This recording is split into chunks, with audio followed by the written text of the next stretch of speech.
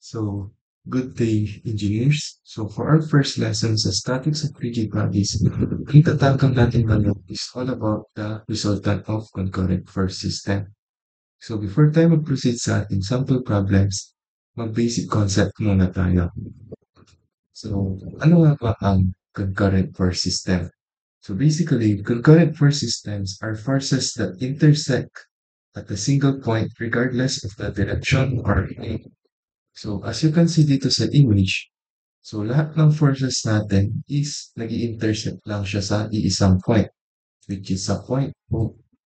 So, kaya ito tinatawag na concurrent force system. Kasi nag-i-intersect lang sila sa iisang point. So, same as sa ating second image. Sabi nga sa definition ng concurrent force system, regardless of the direction of a force. So, kahit ito is pointing towards the point, kahit sabihin natin may force tayong naka-point towards the point, as long as nasa iisang point sila, that is still a concurrent forces. So now, proceed naman tayo sa ating Cartesian plane. So Cartesian plane is composed of x and y coordinates. So basically, Cartesian plane is divided into four segments or four parts, which is quadrant 1, quadrant 2, quadrant 3, and lastly, quadrant 4. So for quadrant 1, ang x and y natin dito is positive, positive. For quadrant 2, positive, negative. For quadrant 3, negative, negative. And lastly, for quadrant 4, we have negative, positive. So, nagbabalik tanaw lang tayo guys, ano? So, in short, lahat ng y na upward is positive. And lahat ng x na to the right, lahat ng x na to the right is positive. So, ganun lang tong Cartesian plane. For sure, alam niyo naman na yan. So, dito naman sa resultant of concurrent force system, merong parts, na makikita nyo sa mga problems. So, itong mga arrow na to, itong mga to, ang tawag dito is forces. So, the forces, ang unit niyan, it can either be in terms of Newton, kilonewton, pounds, pwede rin kips, and etc. So, syempre, hindi rin mawawala dyan ang ating angle. Sometimes, hindi angle ang given. Minsan, ang given sa ating forces is slope. Ang tawag dito is slope. Dapat alam natin kung anong slope, ano? So, basically, ganito lang siya, no? Minsan, hindi given itong 5. Sabi natin missing yung 5. So, paano natin nakuha yan? So, by Pythagorean theorem. So, Pythagorean theorem is square root of x and y plus 2. So, nakuha natin yung 5. So, let's say missing tong 2. Paano natin gagawin yun?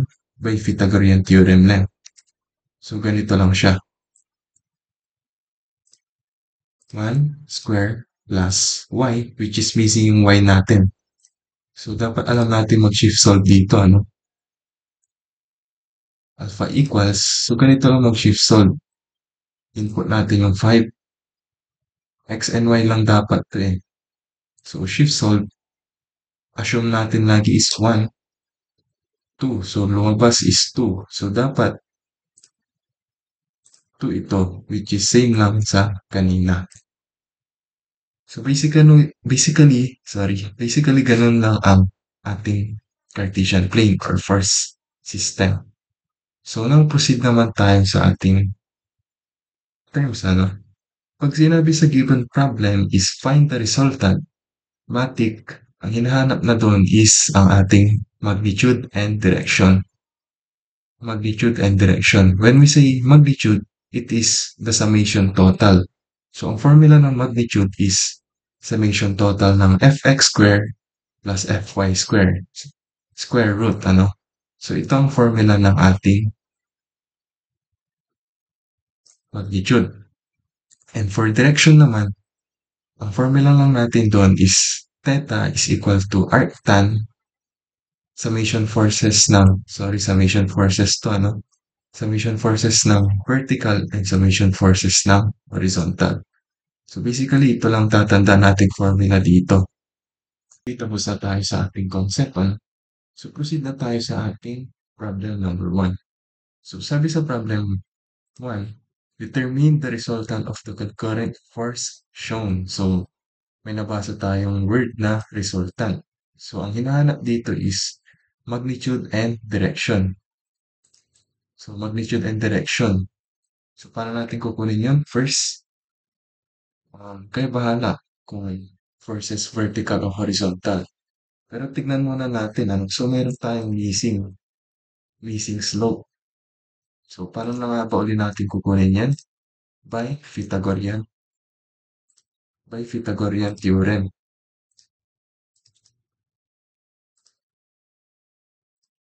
Try natin, ha? Kunin natin. So Pythagorean theorem lang natin yan. 4 square plus 3 square. So nakuha na natin itong missing dito, which is 5. So ito is 5. 5 yan, ano? So, kayo bahala kung summation forces, horizontal o vertical ang unahin nyo. Pero sa atin, unahin na lang natin yung horizontal. So, summation forces horizontal or Fx is equal to 0. Huwag natin kalimutan yung ating assumption, which is to the right is positive. So, ano, unahin natin dito sa quadrant 1, paikot dito, ano. So, meron tayong 3 kilonewton.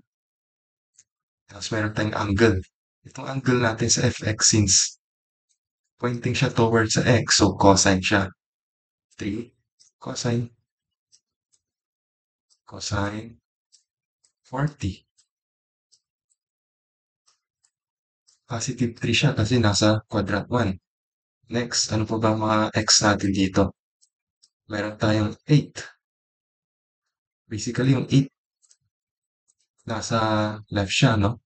So, negative. So, negative 8 cos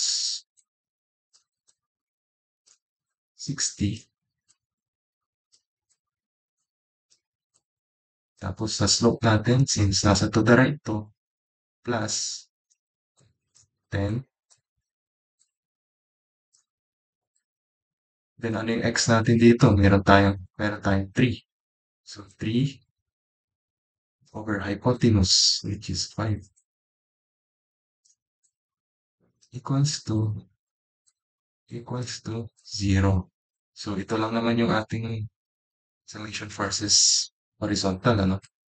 So, i-calculator natin yan. X equals sa ating calculator. So, 3 cosine 40 minus 8 cosine 60 plus 10, 3 all over 5 equals 4.298. So, shift store natin siya para mabilis tayo mag-solve mamaya.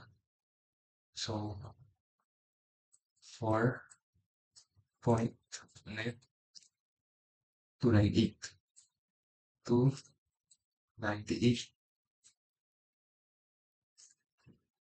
kilonewton.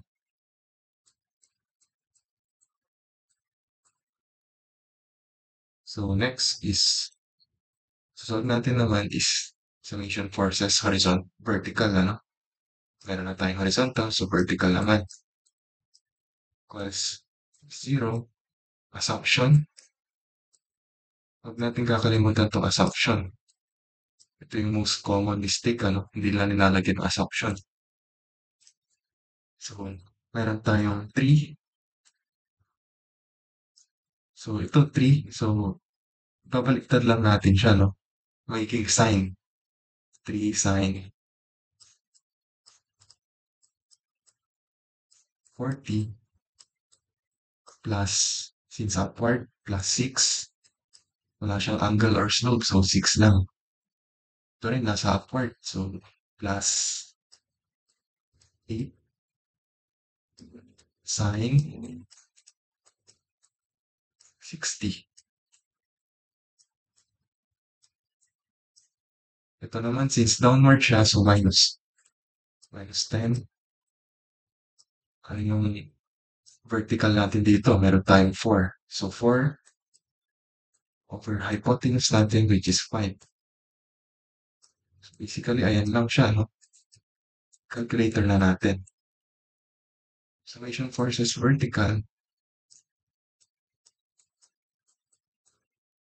is equal to, dapat alam yung mag-shift store, ano? Para mas mapadali yung solving natin. 3 sine 40 plus 6 plus 8 sine 60 minus 10 4 1 over 5 was so 6.857. So i-shift store natin, ganito lang siya, shift RCL E. So 6.857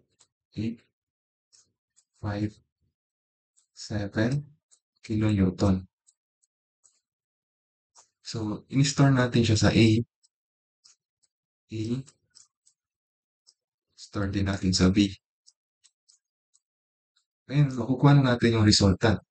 So, alam naman natin na ang formula ng ating magnitude is equal to summation forces ng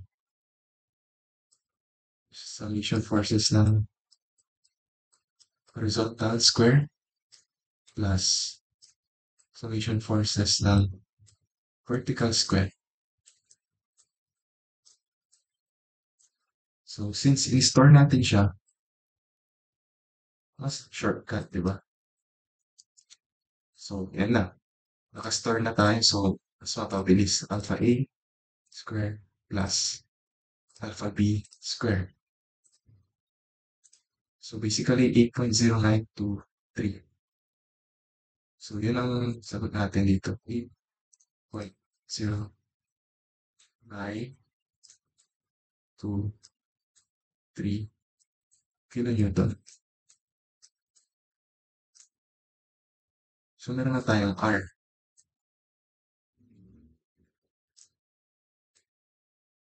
Kung ayaw nyo naman mag-shift store, pwede rin, kung gusto nyo matagal, pwede rin i-manual natin, ano? So, ano yung fx natin? 4.298 square plus ano to, yung fy natin, 6.857 square. So, same lang siya dito, ano? So, I recommend na gumamit tayo ng shift store. So, meron na tayong magnitude. So, next naman is direction. So, formula ng direction is tangent yan tan theta equals to ry 1 over rx. So, i-transpose natin yung tangent sa kabila. So, maiiwan na lang dito is theta is equal to arctan. So, tin-transpose natin yung tangent kaya naging arctan.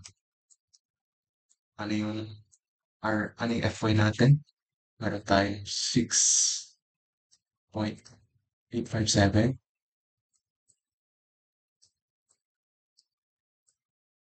times fx 4.298.